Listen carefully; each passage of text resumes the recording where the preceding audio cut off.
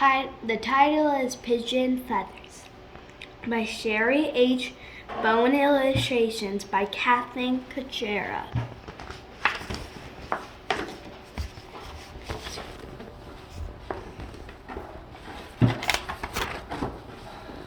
Once the pigeon was the most colorful bird in all the land.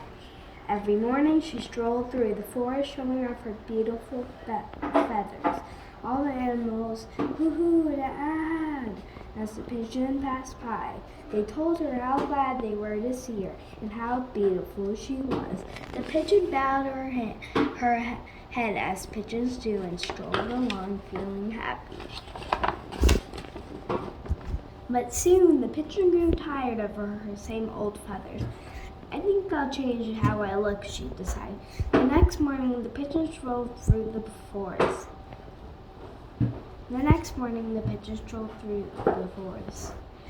Decked out in the fine pink feathers of the flamingo.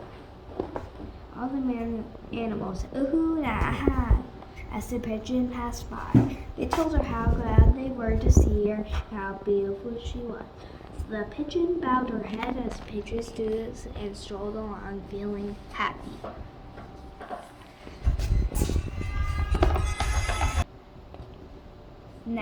The next morning, the pigeon strolled through the forest, decked out in the fine green feathers.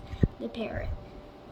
All the animals ooh-hooed and as the pigeon passed by. They told her how glad they were to see her, how beautiful she was. The pigeon bowed her head as pigeons do and strolled along feeling happy. For the rest of the week, the pigeon strolled through the forest in the new and different feathers every day. One day she was the bright red feathers of the cardinal. The next day she wore the snow white feathers of the cockatoo. The next day she wore the feathers of the proud peacock. And the next day she wore the feathers of the bird of paradise. Each time the pigeon strolled by, the animals ooh-hooed and as the pigeon passed. As she passed, they told her how glad they were to see her and how beautiful she was. One day, a terrible wind came. It blew all the pigeons' wonderful feathers up into the sky. Where they disappeared, the wind even blew away the pigeon's own bright, colorful outer feathers. Now all the pigeon had were her own soft gray under feathers. She didn't take her stroll the next morning or the next.